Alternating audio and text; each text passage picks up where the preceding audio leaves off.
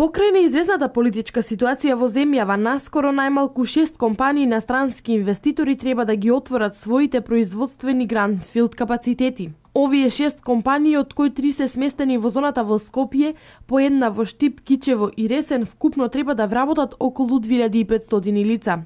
Производствениот капацитет на италијанската компанија Диатек во Бунарџик е во завршна фаза. Инвестира 10 милиони евра, а инсталирани се првите машини од опремата.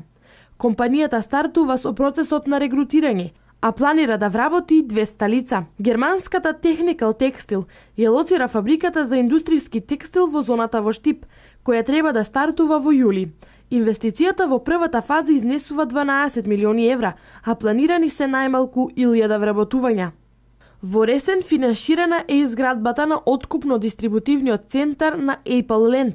Исто така во текот на летото италијанската Технохозе ќе го стави во употреба вториот капацитет, за кој пак се најавува 1500 вработувања.